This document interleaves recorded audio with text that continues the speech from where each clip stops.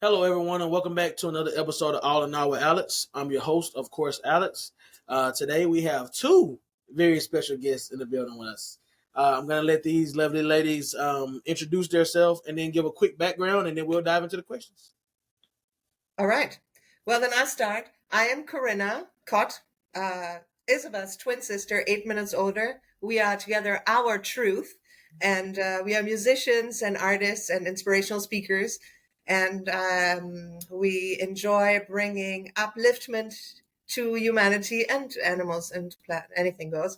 And we believe we're all connected. And so our mission is to help humanity come back to authenticity, which we believe everybody is so special and unique. And we were misguided into going into following each other a little bit too much, maybe. I guess that would be my introduction. Not much for me to add. I would say, okay, so yeah, we believe we're all connected. Yes, we are oneness. I like to say we are oneness within one and one. One within oneness. That's what I like to say because what am I saying? Camera's on. Okay. Yes.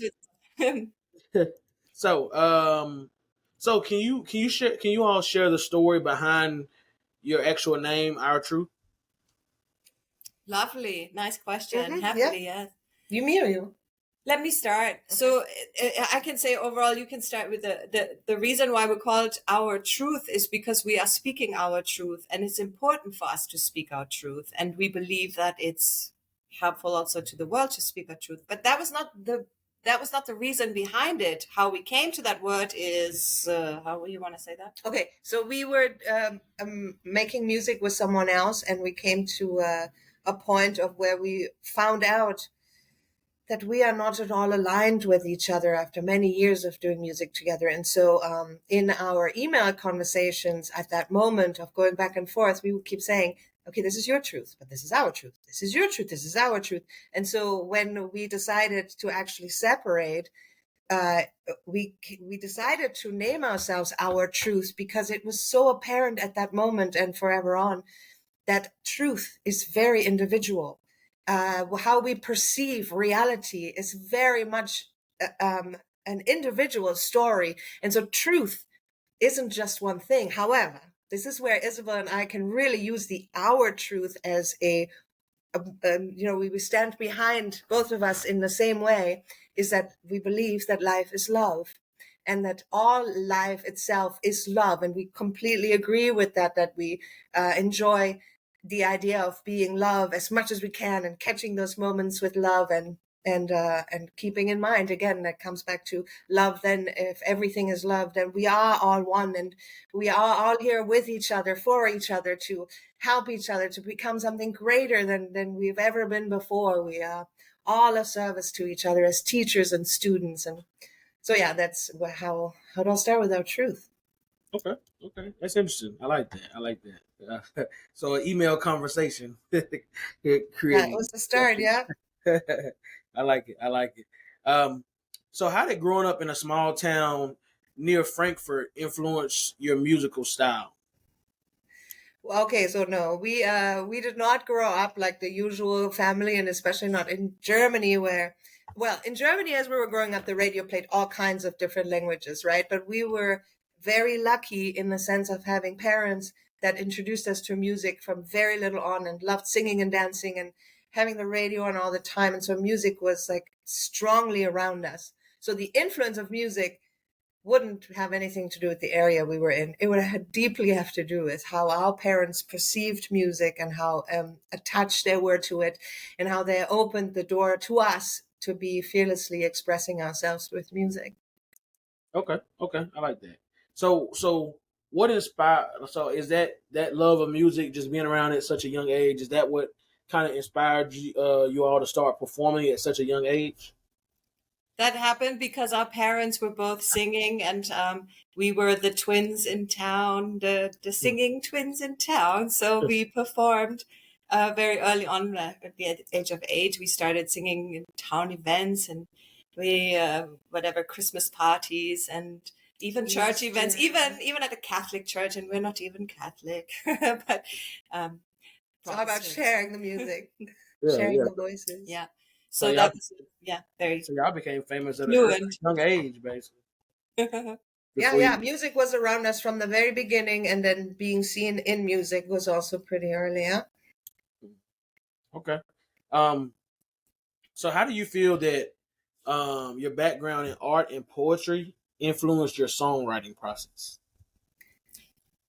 I think these things come natural. This art and poetry is, I guess it started out with, we are expressing ourselves. This could be therapy.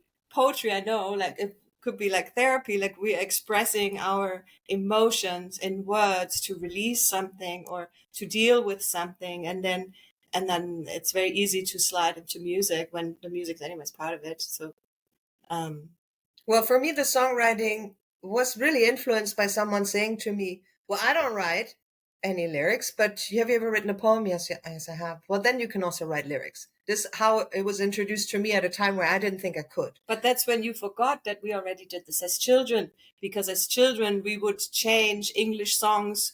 We would give German lyrics so we could sing But we and didn't know write what we're singing. melodies. We did not write melodies as That's true. kids. We would take songs and rewrite lyrics, but we never wrote melodies. So when I was introduced to the idea of also writing lyrics, at first I was like, "Can I?"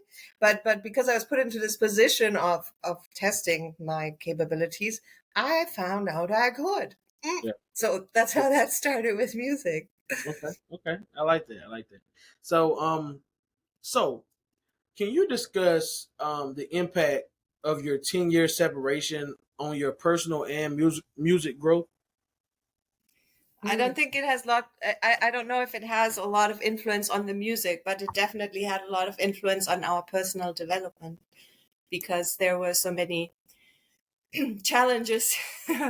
In the family unit is where you really find those challenges. That's the closest to the heart, the things that we're here to overcome, the parents are setting us up to.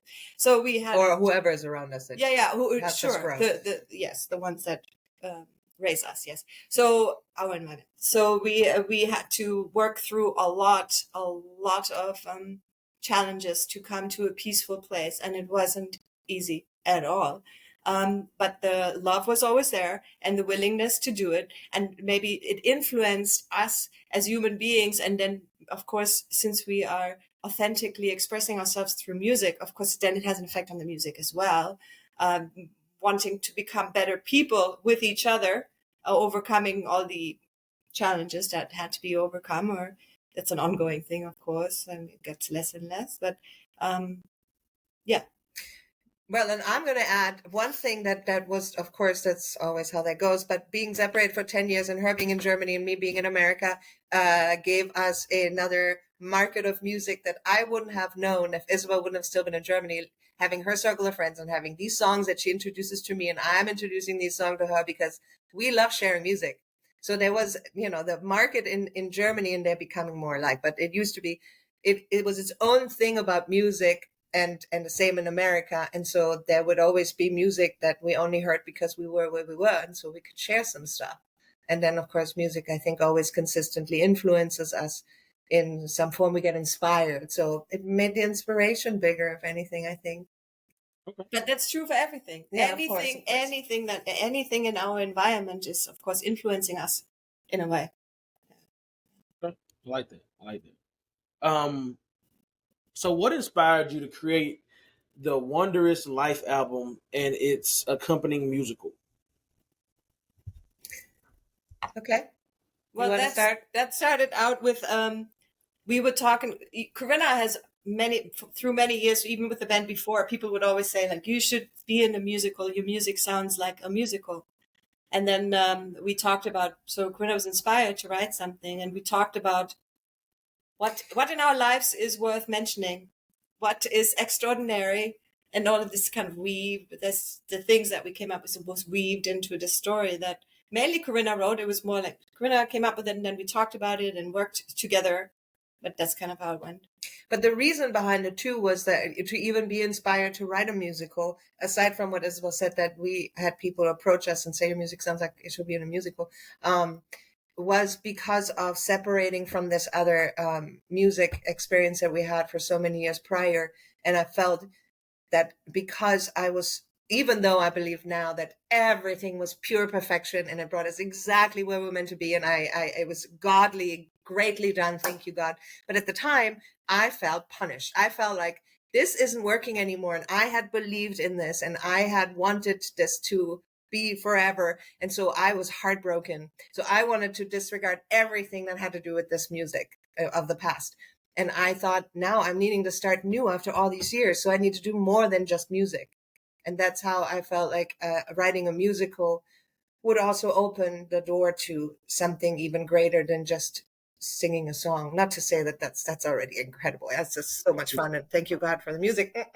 But putting a story into the music itself and having a storyline go with our biggest joy is, talking about music, love, and having music and love. I mean, so that's how that came to be, of writing the musical. And Wondrous Life was the first song that Our Truth wrote, which really Isabelle wrote that, which was the first song for her to write, where she wrote everything. And it was also opening the mind, or her experience of her capabilities and her No, desires. I'm sorry, I need to interfere here because Okay. I never doubted this. I didn't have the same situation. Wait a minute. No, I never thought I can write music. Why would No, but say you that? did think you kind of like, you felt kind of in the shadow of something, and here you came into the No, light. I never thought that I cannot write music, but I was never in the position to write music, because in that past band, I was kind of in the position of background singer.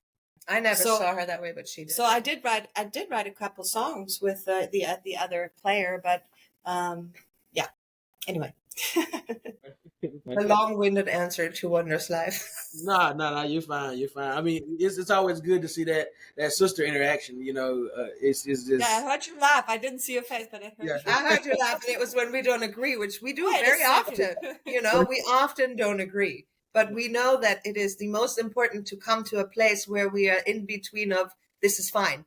This is not 100% here and 100% there, but we came to 100% understanding. This is where we always want to be, because, yeah, we sometimes really don't agree. But that's human, I think. We have different points of view. And I guess yes. Every human being is going to have a different point of view from. Right? Right. Exactly. I mean, even you guys and your twins. You know what I mean? Exactly. Exactly. So how do you both balance your individual artistic voices while still creating music together? Allowing each other space is a big one to still do this together, by allowing each other to be an individual, to go and do your own thing, but then come together and do it together. We have, though, I have to say, I don't know where we at this moment. I don't know. But we have kind of, in the beginning, we did write songs together. And that was where one of us would start a song and then kind of got stuck, maybe gave it to the other. And Never. Or Just decided felt to like, let okay, the other continue. or whatever. Okay, so that's how we wrote it, separate from each other anyway. And then we started to do, actually, I guess I pushed that because I wanted to express myself and just express myself. Without interruptions. When Corinna felt like, I think this should be different and this should be this. And I felt like, no, but I don't want it. So this is my song, my word now. I have to have fun, say, if it's my word, my song. So we came to do this, that we started to write separately. But we still perform together. And writing separately really, really works well, because it does allow to just let that flow. Because Isabelle and I very much believe that, I believe creativity is this space that's already there and everything's already there, and we just tap into it and it flows through like a river. It's not that we are doing this.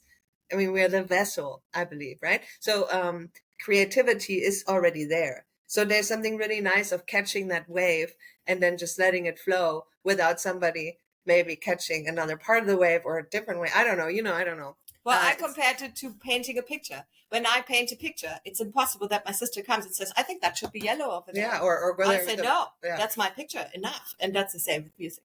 No, but at the end, when the picture is done, then we can show it together. And because we have a lot of harmonies that we like to write, we like to write more than one vocal. Yeah. Then we can help each other to portray that song.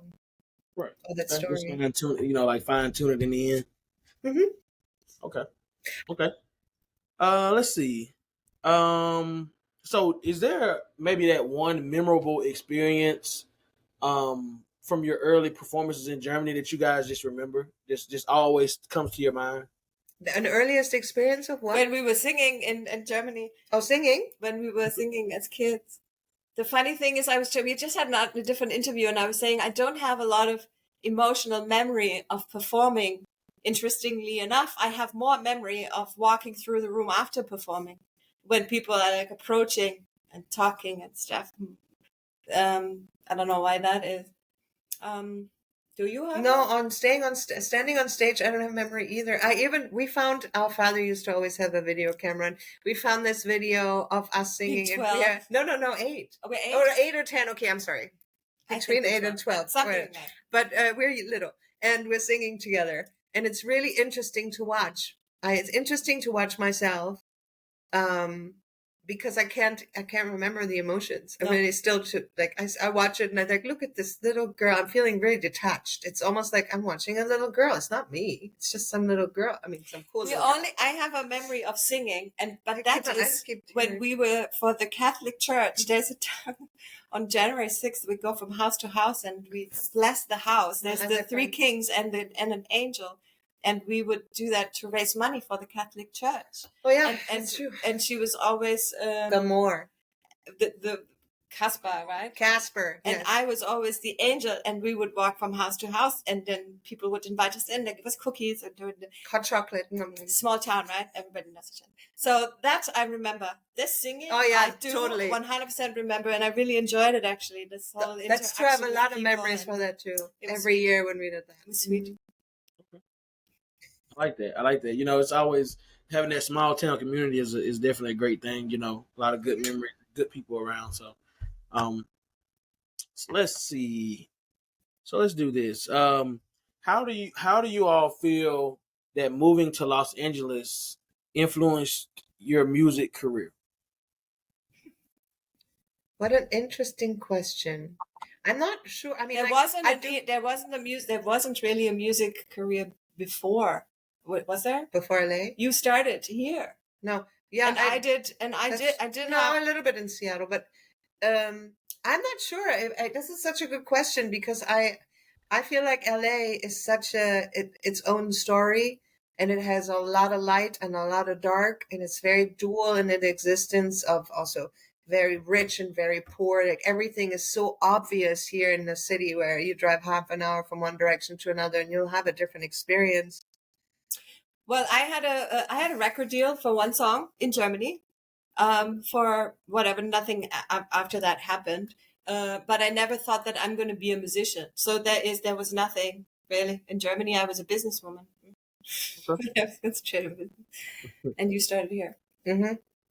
Okay. I do think we are where we're meant to be.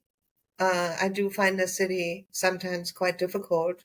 And sometimes incredibly magical, just like life, right? But I think I am exactly where I'm meant to be. Okay. Yeah, that's all that matters, you know. Right. So in this world with, you know, all the things going on, you know, do you have any challenges that you face, you know, when you're approaching writing empowering and uplifting lyrics, like in your process of that? Like, do you have any struggles with that? Human struggles, yes, sure. We have days that are not good. We have times that are not good. I speak for myself now. There are moments where I feel like I don't want to share anything and I just want to be by myself and alone. Then it's hard or it's not as easy. But that's the challenge. I think I don't know. I would feel like every human being has that. Yes, it's a little bit of an up and down, maybe, or maybe not. It would be nice to only be up. I don't think that's possible. I am a super positive person, and yet maybe paradise is possible. Yes, that is. I mean, okay, I'm sorry. I meant to not at this moment. The future is super bright. See, here's the thing that I believe. I believe we're in a very special time. And we have waited lifetimes to be in this time. And we're all here with reason. We all chose to be here at this time. And what's happening, I'm only speaking for my belief now. No, anyone who is listening and thinks this is absolutely not their thing, that's cool. No problem. But I'm speaking for me. I believe we waited to be at this time. We're being washed up by a very high frequency that is asking us to wake up to ourselves. This is where our belief that we are part of that mission to help humanity back to self is, because we were so conditioned to follow each other in certain directions that we lost who we really are. To have a sentence like, "This is my dream, but I'm never going to have it, or not in this life," is already so manipulative to yourself, because it doesn't allow you to actually live your fullest potential, which is in you and meant to be lived, I say. So with this time that we're in, being bombarded with high frequency that are washing up everything that's in us, and these old wounds are coming up, and we're healing our ancestors, if you believe that no time exists and we're living only now, everything is happening right now, in order for us to come to our true selves, live our dreams, and have magic, seriously, consistently seeing it as by knowing that we are allowed to be, and that we're allowing each other to be, and that we are of service to each other in a small or big, doesn't matter in what form, but that we live this life to enjoy it. This is the time. And with this time, we all get washed up. So I get washed up to old childhood trauma and things that happened to me that I thought was already gone, and then it's coming up, and I'm like, what is this again? And I think that's what we're all going through. So it made me be very hermity. I'm very much a hermit here and there, and then I come up and I am my happy self, and then I need more need space again in order to center myself. We do a lot of things to center ourselves, which is, in this time we're in, very, very helpful to do things that help us to center, like meditation and or yoga, or taking a walk, or listening to music, frequency music, binaural beats, affirmations. There's so many ways that we can help ourselves to go through this time a little bit more with ease. But yeah, I like that. So can you discuss the themes or messages that you all aim to convey through your music?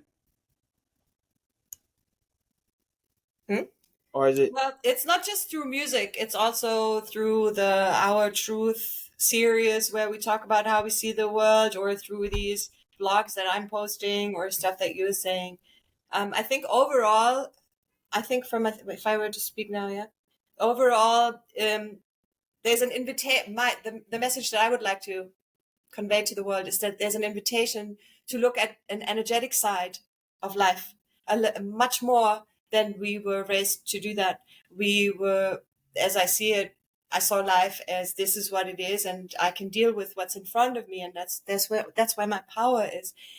From the energetic side, though, that's what I see is almost the past, because what I'm seeing now, I have created through my energy that was sent into an energy field first. So there's a different power that I can have, and that everybody can have. The getting away from the victim mentality, which is huge, huge, huge, and there are no doubt a lot of victims. However, accepting victimhood can keep us in staying victim, and getting out of this mindset where I feel like, okay, I'm not. Yes, I am a victim right now. If something terrible happens, I am a victim right now, but I can take high perspective and see that my energy had something to do with it, and the teaching of whatever my energy is here to do. So I can empower myself and have a different approach towards what I'm experiencing, and get out of situations that repeat themselves, because people are not seeing that they are recreating scenarios for themselves with different people and different circumstances, but it stays the same kind of thing. So this to me is huge, because that's a personal thing that I realized, that this is how you break a pattern. I broke patterns, repeated situations, by realizing that's what's happening. It repeats. And when I changed my energy and my vision, my looking at it, it changed the outside. The outside changed. The circumstances changed. And so I know there is a lot of power, way more power that I was told I have. And I believe we all have it. Like that. Yeah, that's my thing. And it's this feminine masculine thing, if you want, because you could say, I'm very much in that subject, and I love it. That from my perspective, I thought about it a lot and looked at my life and the people. examples. And I would say that the energetic side is actually connected to the feminine side, and the masculine side is connected to the material side. So we lived in a very material world because the feminine side was so suppressed. By suppressing a woman, I also suppressed the energy of the feminine energy, which is also in you, in a man, as much as it is in a woman, as I have the masculine energy within me. I feel like these are two energies that just have names now when we say masculine, feminine. But I was going to say, if I may just really, I know, because by this putting is so- the men, putting the women down, it was also in the man, because telling a man don't cry is putting down their emotional side, is not allowing them to express themselves through their body. The body is our beautiful friend and vessel, which is allowing us to release things. This is where when we run and we're like all jazzed up in some negative or positive running, then it releases that energy. So it is the same with crying. When we have something that's in really like holding onto our body, releasing it through crying is a super awesome thing. And to tell men don't cry is so wrong, because I'm sorry for all men who ever heard that. I hope that it sinks in that it's so good to be in touch with your emotions. Maybe we can say that there's a lot of things that a human being has, and it was genderized. Mhm. You know, they made it a gender specific, that some things are for feminines and some things are for masculine. And that created issues here. And then the women were also suppressed that are representing this. So this is like a big thing. I think as human beings, we're coming back to a balance of those energies where men are allowed to cry, and women, of course, can think logically, and they're not dumb and can't change a tire. I mean, I saw commercials from the 50s or 60s where that was common, that a woman, you wouldn't even attempt. You're too stupid to do it. You would believe No. that too as a woman, as these examples are given, and then you believe it. Look how Or far it's like we've a got. society. And anyway, so we're going back to the balance, and then I think we're all going to have a little more of a peaceful time with each other. But that's the oneness I have in the energetic, and you have the authenticity, right? Because the original question was, what are we trying to convey with our music and our messages, right? Well, no, you can say it, but truly it's the love. It's the love within us and the love that everybody resonates with. That is, I found that very clear. No matter how angry a person is or unhappy or disconnected, there is a way to get them with love. And if they are loving their car and you're showing whatever appreciation that they have this relationship with their car, you're going to give them something that opens their heart, because relating, it's the love. We all relate to love. And we do, I want it, the love is appreciation. If we look at it as love, as the energy of appreciation, sometimes it makes it a little clearer, I think, to make sure we are on the same page as to what are we talking about when we say love. So this deep appreciation that what is has a value, seeing the value in what is.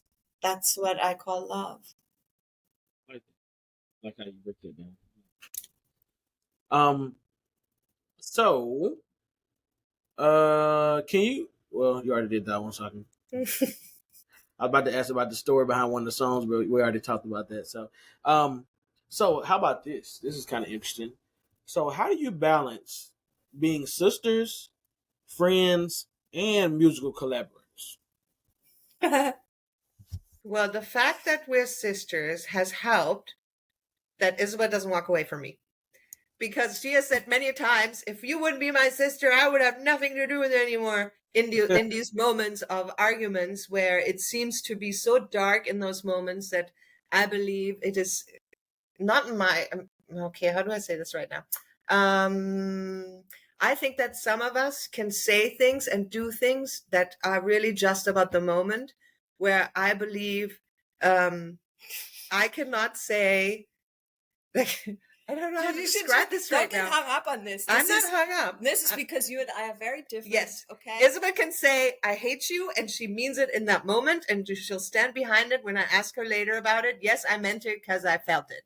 And I say, I could never say I hate you because I never will. Doesn't matter how angry I am in the moment, I will never put these words in my mouth because they're not real to me, but they're real to her. Here, we're talking about the core triggers, okay? The core wound, disrespect that my sister is showing me where I'm losing it. Like, if this is a stranger, it's not a problem, because strangers don't get that close to me. but my sister does. I mean, like nobody else in this world. So it's the only one who gets this, who gets me like, who sees me, who gets to see me like this, so ugly or So dark. coming back to your question, I believe because Isabel and I have the same goal to share love, this was given to us. This kind of relationship with an anger management issue from childhood and a disrespect from childhood. But we have the same, we're so similar voices that sometimes we can sing things and we can be like, well, which one is saying that? Right? Because it's really sometimes quite similar. And so we have such similar complementary voices, and we are twins, and we are having the same goal to share love with the world. All of this was set up, I think, so that we can grow as high as we can because of the love that we have for each other. We will not leave each other, and we will not ever give up. We learn from our family: communicate, never stop talking. You don't just push a family member away because there's something that doesn't work anymore. You will always communicate so that it can be fixed. There's also, if we are saying, and we are saying, that appreciation, so love is number one for us, of course we're not letting go of each other, because even if I say I hate you, I still appreciate the situation because I say you are showing me a really deep wound. The fact that I get so triggered and so upset is showing me, okay, obviously there's something that wants to be cleared here. Otherwise, I wouldn't even be triggered. Right. And I can leave the situation knowing that we will come together again. It will never be not together at some point, right? Corinna and I, as people, are very headstrong. So it makes it hard sometimes when we are supposed to find a common ground and we have very different opinions about something. But we learned to handle it. And sometimes we both need to let go of something. So we find a third solution where we both are happy with it. But generally speaking, we just allow each other to be. And then. But in the sense of relationship, which you can really relate to in any relationship, it is to have the respect that we deserve to be respected. And we need to remember that what we believe is, like, if there's an argument, generally what happens very often is that if I say, this is what I just experienced, and she'll say, this is what I just experienced, they're two stories.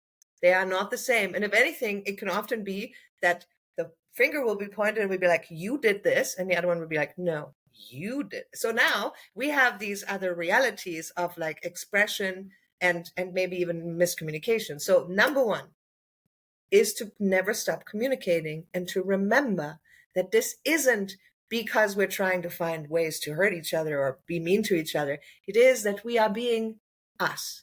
And this being us comes from a different background in certain areas and thought process and blah, blah, blah. Even though we're twins, we're still so different in many ways. And that's with anyone now. So to remember, or to think maybe this isn't on purpose. This just happened. So how can we fix that? This wasn't meant to hurt you. This wasn't meant to be in any way disrespectful towards you, but it came across that way. So how do we fix that?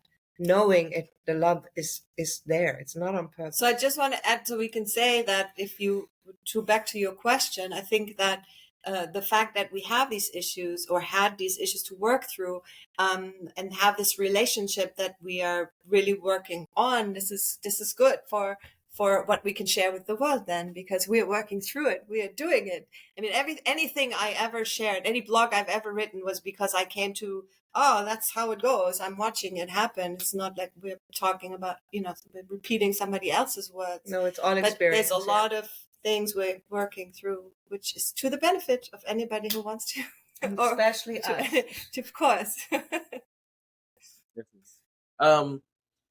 So how do you feel like your music has evolved since y'all first started performing together? Since when we were 8? No, from the last how many ever years after that, like once y'all both got to LA, I would say. How about that? Right.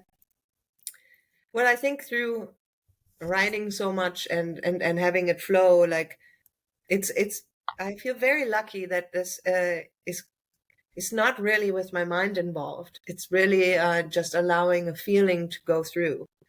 I do see from when I was starting to write to now that I used to write more dramatic about heartbreak, which was also how I grew up with.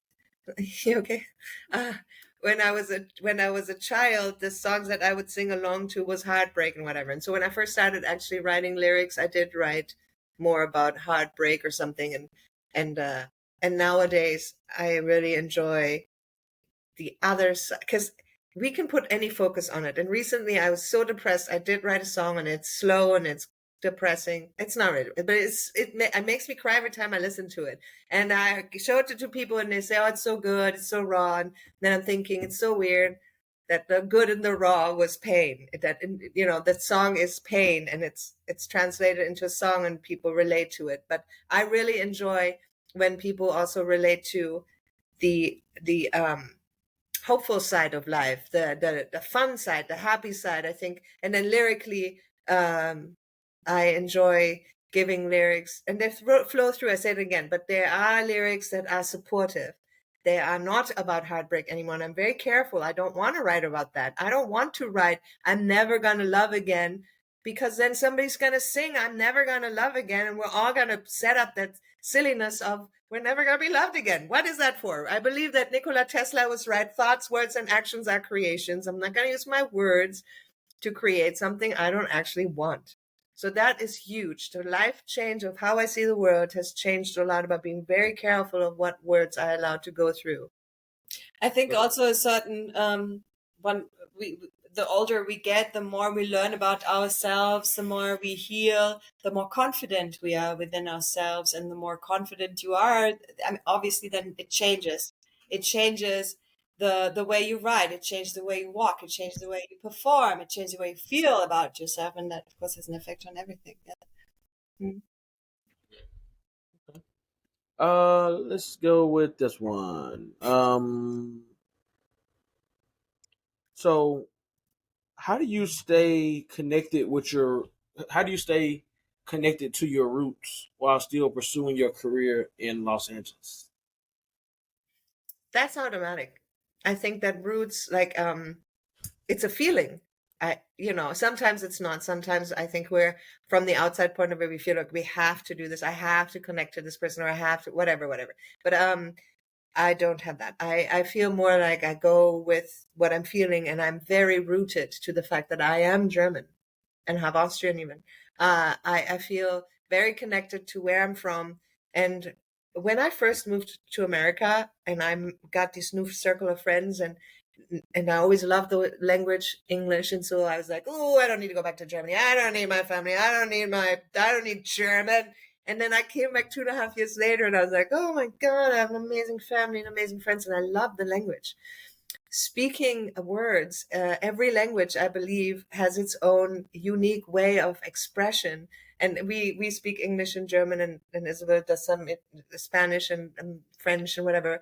But I do notice that every language, and I'm sure it's with every language, there's something very unique about expressing oneself. And I love how in Germany there are certain ways of expressing yourself. I think German is quite a funny language. They're quite funny people in the way that they like to use certain ways of saying something. And you can find the same in English, yeah? One of the things actually I loved when I first came to America was the idea that in English you can fall in love, and in German, once you use the word falling, it's including pain.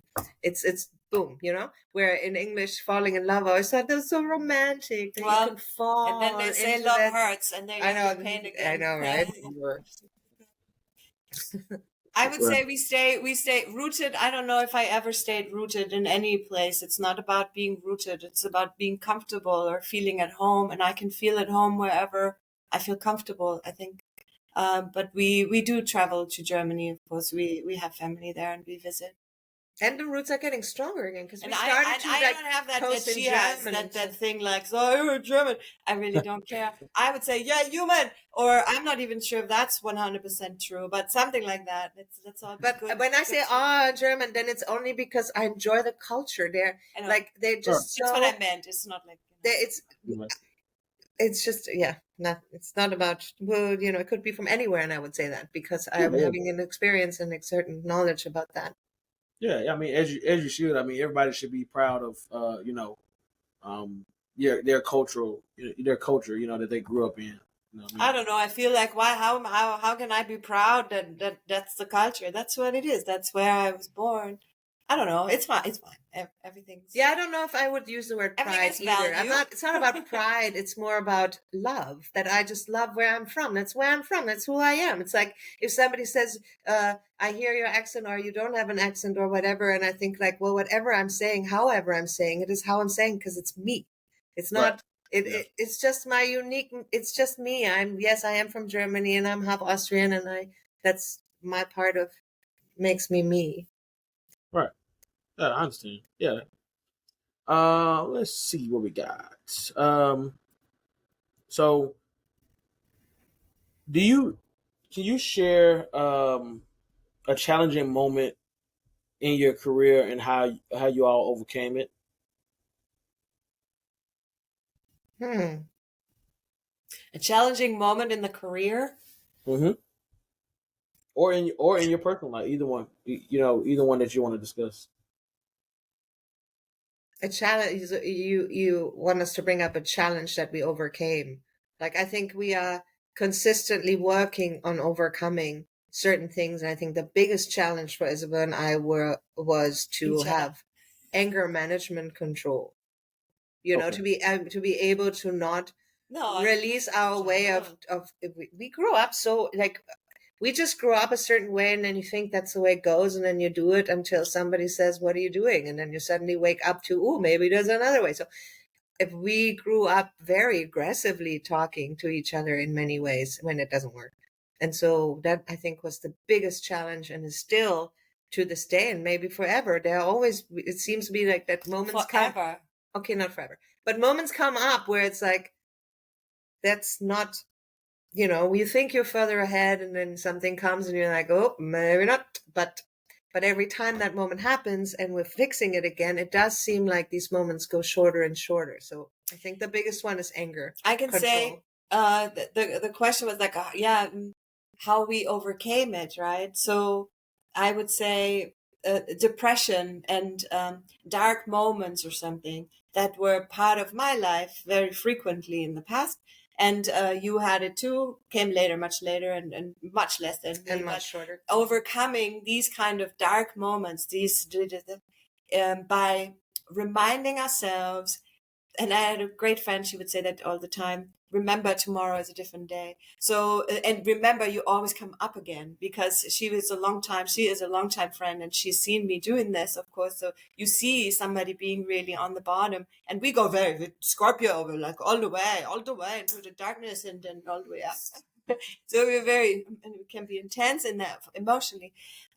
So falling very deep, but then reminding myself, okay, it's okay to feel like this right now. Not being hard on myself, staying gentle, even if it feels uncomfortable, or it feels like this is not how I want to be. But I am like this right now, allowing for this to unfold and be the caregiver. Is that the word, right? Caregiver. The caregiver is the one who takes care of Yeah, you. exactly. So my own caregiver, right? Where I am like, it's okay. It's okay. You can feel this. You are allowed to feel it. Allow it. And not suppressing the tears, not suppressing the pain, writing it out, or writing a song, or these kind of things that then help to get through it, to stay on track, to come back. Being gentle to self, I think, is a big one that I see in other people too. And it's hard to be gentle to self when you feel that you're doing something you could do better. And standing up. I used to see myself like allowing myself to fall into a well. And I would just sit down. I saw myself visually, how I'm sitting in that well, and I'm crying, and I'm like super, super, super low. And then I also felt like it was my own hand helping me up. So it was me. I see myself like come up again, and just allowing this, okay, get up, and coming out of there, like this kind of like thing. We can do that for ourselves. We can also, we can ask for help. Of course, we're not alone. I do a lot of things by myself. So I did this, or I have whatever help around me.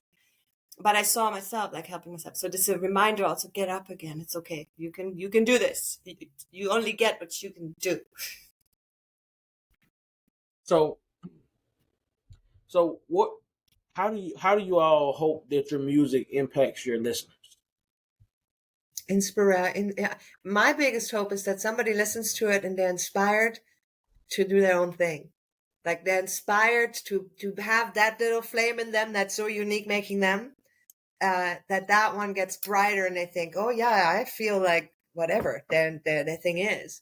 I believe we all have such unique gifts that are meant to share. Actually, somebody once said, if you have something in you and you're not sharing it, like, okay, if you feel like writing a song and you don't dare to because you feel like I'm not good enough or anything, then you're being selfish, because if you feel it, you should do it. And if you touch one person, just one person that says, ooh, then you change the world. So we I shouldn't say that. Funny. It's not necessary to, see, I lost my point now. That's crazy. What was I saying? This is the should thing. I don't believe in saying should. It means that there's an outside force telling us what to do, but made me lose my point. So the question is, what are we how are we hoping to influence our audience? Oh yeah. I want to inspire them to find themselves. That's my biggest joy, to think that we are all uniquely being ourselves. And if we're uniquely being ourselves, I 100% believe that we will be nice, because this is against our nature to be harmful to each other. It's not in the nature itself. It is brought into us by discrimination and by disbelief of we're good enough, or whatever the issue may be that disconnects us from each other. But if we connect ourselves to ourselves, we will automatically connect to the outside world, because this is where we believe life mirrors itself from the inside to the outside, so we can see who we are. So nowadays, if somebody annoys me, then I don't look at that person being like, you, I might for a second, but then I think, no. It's me. What is in me that I can have this energy being reflected out to me as something to see? I believe that I have it all in me, but sometimes I wouldn't be able to find it in me because there's too much going on. But if it's shown on the outside, carried by somebody else, just giving me that feeling, then it makes it easier for me to find where does it come from. So I don't know how to put that point with that either. Yeah. So this is it. You want people to be more. You feel it would be beautiful if we inspire people to be so authentic that people are actually living according to their heart, and not so much according to the mind and the environment and the things they think they need to be doing, the things they feel like this is demanded of me or requested now, and that's why I need to do it. I don't really feel it, but I guess I must get away from this kind of energy so we can flow according to our heart's truths. I had this beautiful visual in a different conversation where I was saying, like, imagine that we are all these perfect puzzle pieces creating a picture, but let's say there is like a puzzle piece missing, and the perfect puzzle piece, and we take a puzzle piece and we it doesn't actually fit in here, but it is being squeezed in there, and it's somewhat fitting. And this is happening all over the place. So the whole picture is distorted because the perfect pieces are not at the perfect spot. And why are they not at the perfect spot? Because a lot of people don't even know where the perfect spot is. What does it mean? It's like this, again, this is all in the heart. This is all in the emotion, in the intuition, in the energy of us, way more than it's in the head and in the logic and in the rationale of our understanding of the world. So I would love to see a more beautiful world. And I think that's how it starts, with the coming back to the heart, where we are in respect with each other and earth, oh my God, and the animals and plant and everything, where the respect comes back, the appreciation for what we have with each other. So how do you approach collaboration with other artists or producers? We're actually open for it, but we haven't really approached it. We need, since you're talking about it, we need to find new people to work with to record more music, because we have like 19 demos that need to be re-recorded, and that want to be recorded. They need to. They want to. So we haven't collaborated a lot after this other band where there was a third person part of the at some point there were more than 3, but here it's just Corinna and I, and we hired everybody to replay our music or to add. Okay. So we're open to collaboration is the bottom line. We enjoy what we do, but we also enjoy the idea of, the more the merrier. We can be very specific, yes, and then you work with us, and we said, but no, it has to be this way. No, but we would do that if we're actually creating together. It's a different story than if we're giving our own product. Well, if you would let me finish. Sorry. That's exactly what I say. So yes, it could be like this, or it could be we can be open and say let's do something completely collaboration. We love working with people. We can be team players as much as we can do it alone. Okay. So do you all once you find a producer or someone to work with, how fast do you plan on recording those 19 demos? Yeah, we plan on recording them. How fast, he said. How fast? You ask how fast are we planning? How fast? See tomorrow. We are those... Whoever's listening. Yeah, that's right. Yesterday. We need to. We can improve in our in the business side of this whole music that we're doing, because I know you are right. We should know. We should know by when do we have to have it done, or do we want to have it done? The sooner the better, of course. Okay. We don't have a date on the calendar, but that's an inspiration to do that. I was just curious. Yeah, no thought towards that. But if any investors are listening and they'd like to actually work with us and invest into sharing our music with the world, then please contact us. Investors or musicians. Yeah, that's right. Or producers, whoever is enjoying what we're doing and would like to be part of it. We're so open. Okay. For that. Great. So I hope some people out here that's listening that are in that position that want to invest in, because I mean, it'd be great to hear you all get those 19 done and then be able to release them out to the world. So yeah, it's always so fun. It's like dressing a baby, is watching it grow and then releasing it. Well, we were talking about, and who knows what's going to happen with this, but we were talking about maybe actually releasing some of those demos where we show the demos and actively ask if somebody wants to work on that song with us or whatever. So keep your we eye might out for we that. might do that. Or we might do that. It's uncommon to do. I hear that you release a demo, but I don't know. Yeah. Sometimes you have to do the uncommon. Make the uncommon common. That's right. Who is making the rules anyway? Yeah. So, is there anything else that you would like to share with the audience before we wrap things up? Please visit our website at ourtruthmusic.com to see more of our content and see music videos and hear our songs. And we have our Truth Music series, where we talk about certain subjects, and also on Instagram every Wednesday at 2:45 p.m. Pacific Standard Time. Isabelle and I are live for like 5 minutes, and we have been doing this now for like I think 3 months or something, 4 months, where we just sing a song into the camera. One of our songs, we'll sing it, and then we'll shower some love and light or whatever. Talk about the week. It's like a 5-minute video. It's just quick, so it's live, and whoever would like to join us, we're on Instagram at Our Truth Music. And in Instagram, we actually have 2 channels, which Isabelle and I enjoy, even though, yes, we are one unit. We enjoy still the individual expression on Instagram as 2 people, because there are certain things that really are very Isabelle and very Corinna on the other one, So. But we can say that Corinna's is more, you have the business account.